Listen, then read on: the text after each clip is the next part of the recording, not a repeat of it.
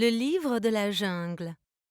Un jour, alors que Bagheera la panthère se promenait dans les bois, elle trouva un bébé humain. Ne sachant pas quoi faire avec lui, Bagheera décida d'amener le bébé à ses amis, les loups. Les loups élevèrent le bébé comme le leur. Ils l'appelèrent Mowgli. Mowgli apprit à prendre soin de lui-même dans la jungle, mais Bagheera la panthère était toujours à proximité. Elle était toujours prête à protéger le petit Mowgli.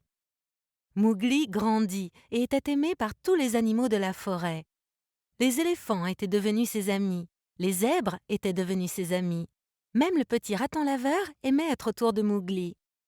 Un des meilleurs amis de Mowgli était un ours de la jungle appelé Baloo. Baloo était toujours heureux et tous deux s'amusaient tout le temps.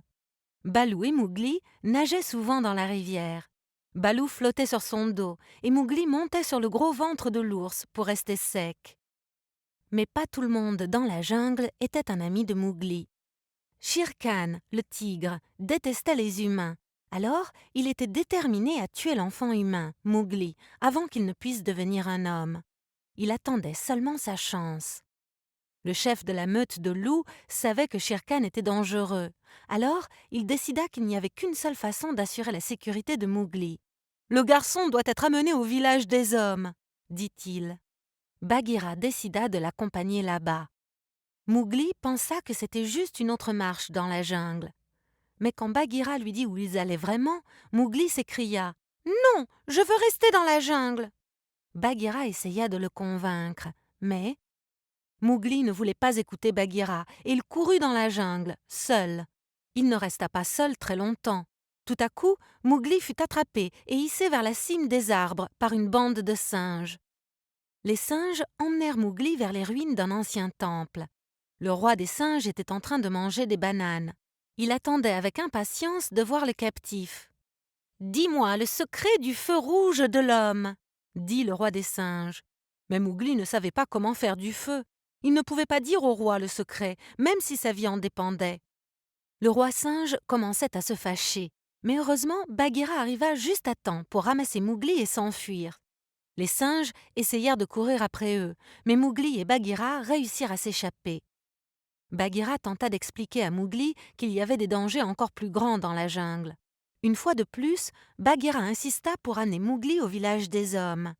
« Non, non !» s'écria Mowgli. « Je ne veux pas aller au village des hommes !» Et sans un autre mot, il disparut à nouveau profondément dans la jungle. Soudain, Mowgli trouva un tigre énorme devant lui. C'était Shere Khan. Enfin, il avait trouvé Mowgli tout seul. C'était sa chance. Shere Khan montra ses grands crocs et bondit vers Mowgli. Mowgli pensa que c'était la fin, mais Shere Khan atterrit à quelques centimètres de Mowgli. Que s'était-il passé? Baloo avait attrapé la queue du tigre. Le gros ours était arrivé juste à temps. Shere Khan fouettait de la queue, essayant de décrocher Baloo, mais l'ours ne lâchait pas prise. Shere Khan ne parvenait pas à atteindre Baloo avec ses crocs, alors il tenta de le secouer. Shere Khan craquait sa queue comme un fouet pour essayer de se défaire. Tout à coup, un orage arriva. La foudre tomba et incendia un arbre voisin. Mowgli pensa à un moyen de sauver Baloo. Il prit une branche brûlante dans sa main et courut vers le tigre. Le feu effraya Shere Khan tellement qu'il décolla comme une fusée. « Nous ne le reverrons jamais par ici », dit Bagheera qui venait d'arriver. Mowgli, Bagheera et Baloo promirent de ne jamais se laisser séparer à nouveau, par quoi que ce soit. À ce moment-là, Mowgli vit quelque chose qu'il n'avait jamais vu auparavant. C'était une fille. Elle prenait de l'eau dans une source, juste à l'extérieur du village des hommes. Mowgli décida de s'approcher et de l'aider à ramasser la cruche d'eau. Bagheera et Baloo étaient tristes, mais ils n'étaient tristes que pour quelques instants, parce qu'ils savaient que Mowgli faisait ce qu'il fallait. Ils le virent sourire alors qu'il ramassait la cruche d'eau. Puis, ils le virent accompagner ainsi la jeune fille au village des hommes, tout en leur disant au revoir. Les amis de Mowgli savaient que c'était là où Mowgli devait être. Ils l'avaient amené en toute sécurité à sa nouvelle maison. Fin.